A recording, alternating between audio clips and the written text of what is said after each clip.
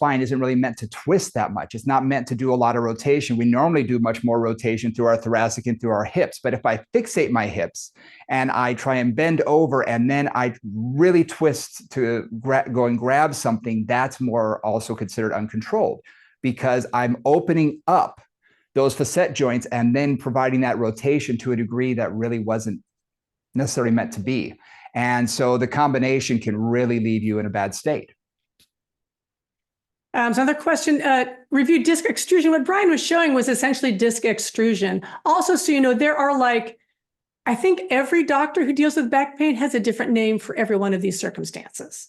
So disc herniation, annular tear, disc protrusion, there's a million names and they're not consistent at all. So disc extrusion means that disc is pushed beyond the wall of the vertebra, right? It's pushed back a little farther. My disc has lost its juice. Basically, it's pushed back into those, right there. That's a disc extrusion. Can you see that little bubble? That's the disc extrusion. Yeah. Prevention. Okay, hang on a second. We'll get to that, Denise. So can the disc fibers regenerate, or does the disc material just subside over time? My understanding is the fibers don't really regenerate. There's not a lot of good blood supply or nourishment to the discs in some ways.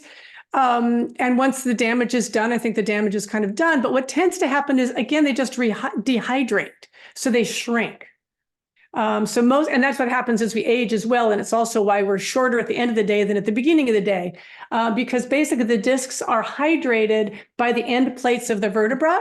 So my vertebra, every time I breathe and move, breathe in, breathe out, that's actually how my discs get nourished, is by that movement.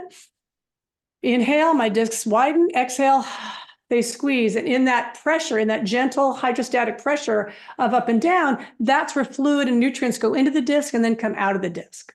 Okay. So movement is very essential for disc health. But again, appropriate movement is more essential for disc health. In terms of prevention, a lot of this now, I'm going to take two sides here. There is Stuart McGill, who's a very famous back doctor, is like, don't ever flex. It's kind of, I'm really not even paraphrasing. He's just like, don't ever flex and don't ever load flexion ever in the history of time. Now, if you've ever tried to put your shoes on, get out of bed, get in your car, pick up your screaming 2-year-old and not flex, it can be challenging. So, so my goal in prevention is Pilates is fantastic prevention for low back pain because it works the core in 3 dimensions. It creates stability in all directions, ideally, and really does if you do a basic good Pilates program.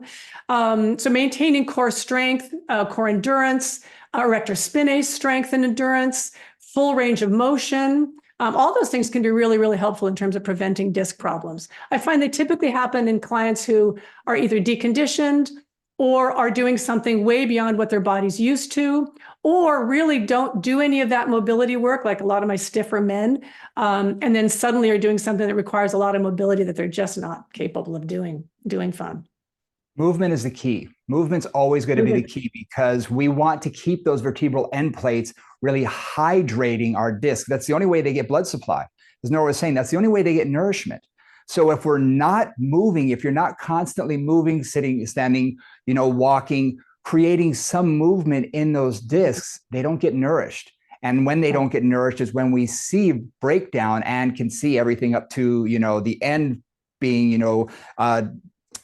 degeneration of a disc, and you want to make sure you keep moving. However, there is the one caveat is if you have, a disc that every time I sort of move in this direction, it exacerbates my disc issue. You know what? Maybe that direction isn't for you right now, and maybe approach it more gently just as a precaution.